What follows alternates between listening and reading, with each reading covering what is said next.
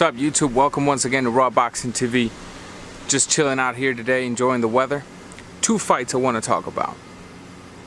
Danny D requested a video on Chavez Jr. And I also want to talk about the most exciting fight that a lot of boxing fans can't wait to see it happen.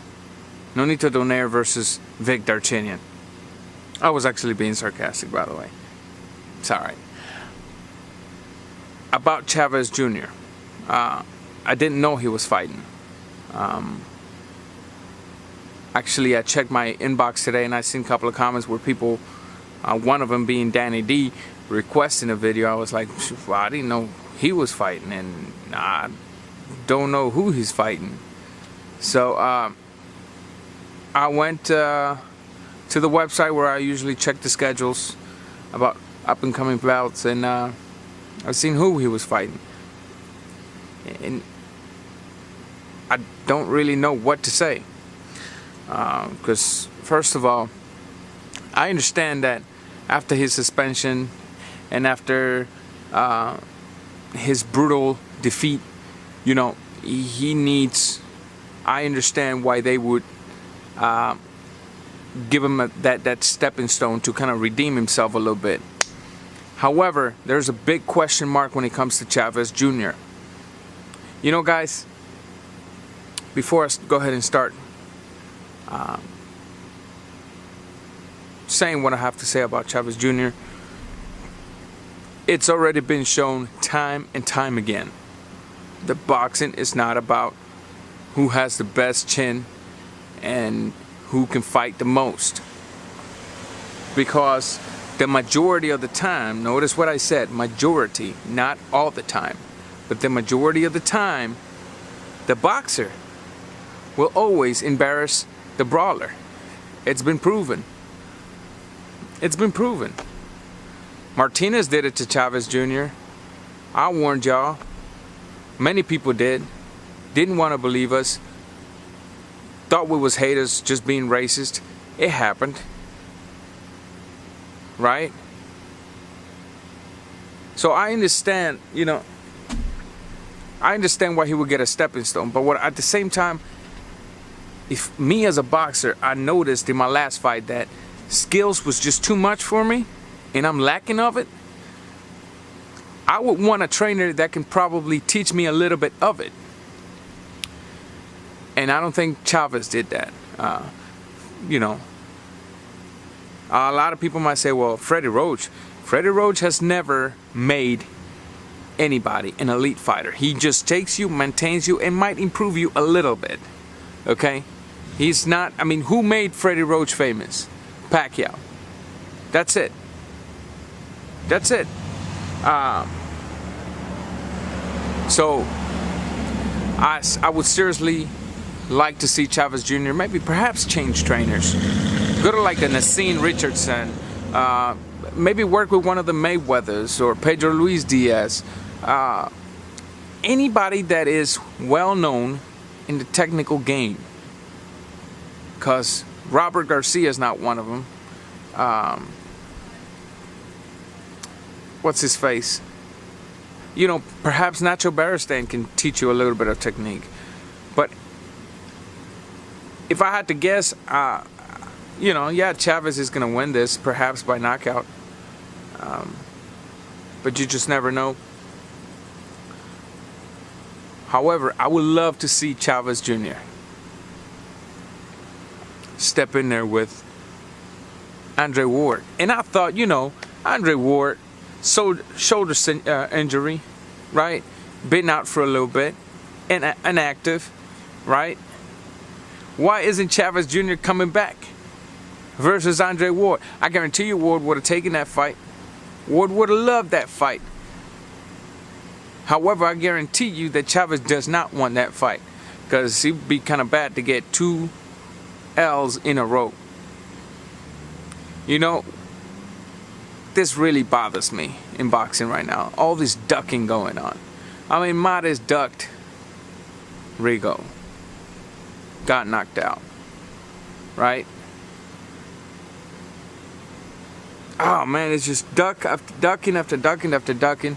Just get in there and get the fights done, man. Now, that's what used to happen back in the 90s, back in the 80s, back in the 70s, 60s, and 50s. You used to have the best versus the best. Whatever happened in those days? Whatever happened in those days? They're gone. They're gone. Today we got promoters like Bob Arum, like Oscar De La Hoya, who protect a certain breed of fighters, create a certain breed of fighters, sell them to you guys, right? You guys bite it, love it, pay for it. Then when they go up against talent, whatever happened to that great fight that was being sold to you guys? You know, it's ridiculous. Quick prediction: Chavez victory, knockout, UD. I don't know. I'm gonna watch the fight. So that's that. I'm sorry if you're not hearing what you wanted to hear. There's just too many questions, too many unanswered questions. That's that. Switching to one of the most exciting fights coming up is the rematch between Nonito, the Filipino Flash Donaire, versus Vic Darchinyan. Unfortunately, I don't think that a lot of you are going to be expecting a lot out of that fight. I sure as hell not. I mean, if it would have been one of those fights that ended very close, or one of those fights that were just so dynamic, so explosive, one of those fights that was a back and forward, yes, perhaps we had something to look forward to. But this was a fight in which a bigger guy demolished the smaller guy, and now the bigger guy, right, is coming back to give him a chance again to do the impossible, which is beat Nonito Donaire. Do I really need to tell you Nonito will win this? Perhaps, I don't know, but perhaps by knockout again? I don't think I really need to tell you that. You should expect that to happen at any time during the fight. At any time during the fight. You know what, guys? Here's the deal. He fought Guillermo Rigondeaux, right? Guillermo Rigondeaux took him to college, boxing college, but Nonito couldn't graduate. You would then Guillermo was like, you know, we want the rematch, right? Nonito said, yeah, I'll do the rematch. That's cool. Let me just take care of my shoulder. Then he comes back and said, no, I'll do the rematch, but if Guillermo goes up to 126, right? Then he said he never coming back to 122 because it's kind of hard for him to make it, which is BS. At 126, there's really good fights, right? There you have Roberto Marroquin, which I believe can beat Nonito Donaire. Roberto Marroquin. There you have Garcia, which I believe could put up a heck of a fight versus Donaire, if not beat him. Yes, a lot of you will get offended by what I just said, but I believe Garcia could possibly beat Donaire. No, instead Donaire goes, I think the fight's going to be at 122, goes back to 122 and gives a rematch to little Darchinyan. And you know what's crazy about it? That you suckers will love it. You blind fans are going to be like, yeah, whenever he beats Darchinyan, you guys are going to be like, pound per pound, whatever, the best. But Nonito itself knows that he's not. He's not. Some of the good fighters are being ducked.